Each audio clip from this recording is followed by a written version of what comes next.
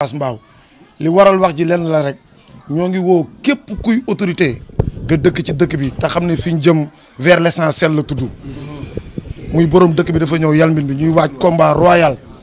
ñuy ñaan képp kuy autorité c'est une première dans l'histoire de Diamaguène un fils de Diamaguène di préparer combat royal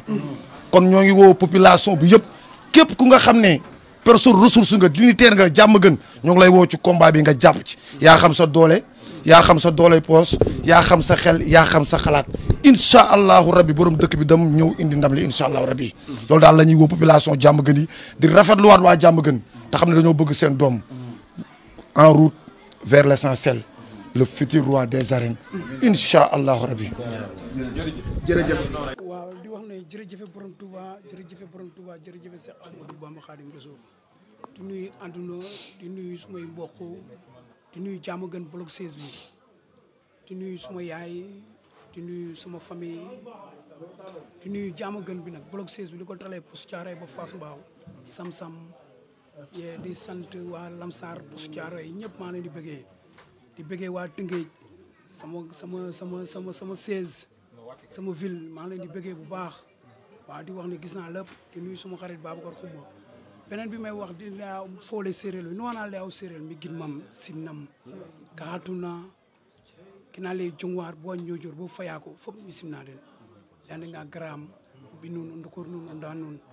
lande nga combat van ke combat nun ref refi combat séeréer ref nun njun ci wana nun lande nga nun sumna no yi gidma jongwar fop waaw di nuyu ñëpp di nuyu journaliste yéen ñi nga xam ne ne bàyyi seen lépp ah boobu léegi ñu ànd liggéey bi kon bu dul dara ñu taxaw nii waxtaan bu dee temps bu ndaw ñu def ko waaw. c'est un mbooloo mi la topp depuis aéroport ba Diamaguène say am di jàmm say xarit say nit ñëpp na moon la. waaw di leen sant rek ñooñu waaw di leen wax ne loolu dafa yàgg loolu dibi mbapat la bañ ma xamee moom nag mën naa la ne 2010 ba léegi may ànd ak ñoom si arène bi kon yàgg na trop waaw di wax ne du man yàlla la yàlla. waaw loolu yàlla moo ko def si doomu aadama dañ ma jox lu bari rek ma delloo leen luñ moom muy wormaal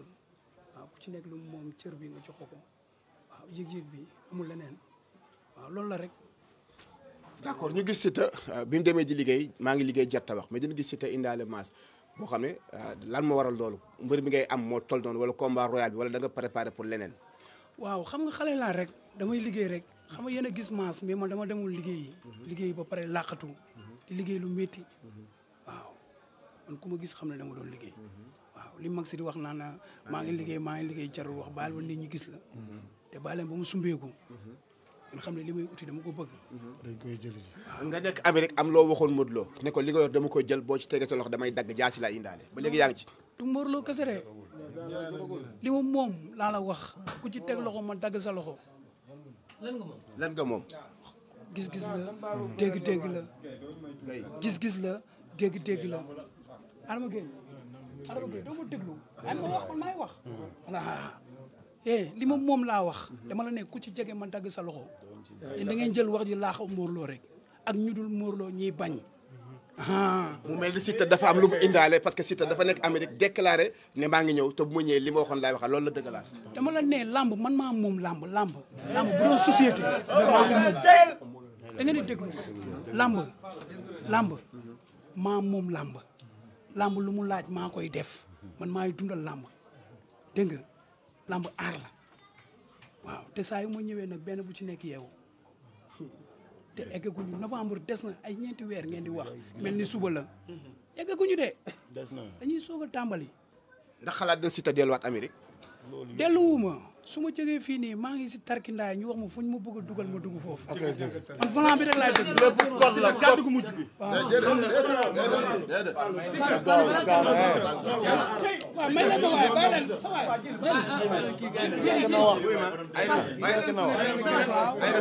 da nga jëm ci benn face à face. waaw. bu amee plateau souvenir comme ni ko Père Max waxee souvent gars yi dañuy diaboliser yenn mbër yi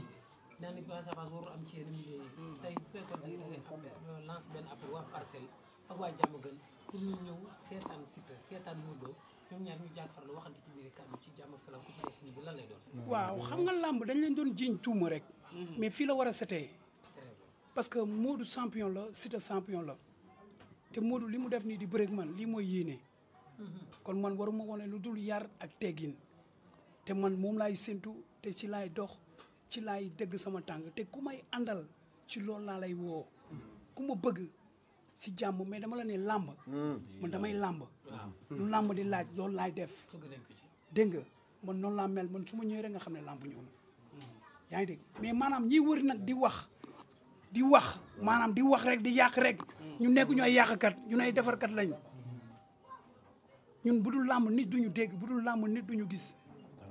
ñun ay mbër lañ te bu ñuy bëri ji képp ku ñuy sent ku ñuy topp bu dee supporter dañ la ne solal lu rafet sangul ba set sol lu rafet ñëw toog kuy mbër dañ la ne lépp lu mu laaj ñëwal bu dee Abu Ñaase fi ma ko war a joxoon mu defal ma ko la ma ko koy wax mu dem def ko bu dee Siteu bay digg géew ba dama koy lijjanti mais alors que gis nga ñuy wax lamb mënul yem ci benn loxo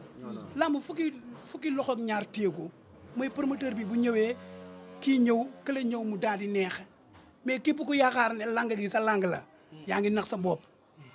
fii laa yem nag le 7 di jox rendez-vous 16 bi dañu gis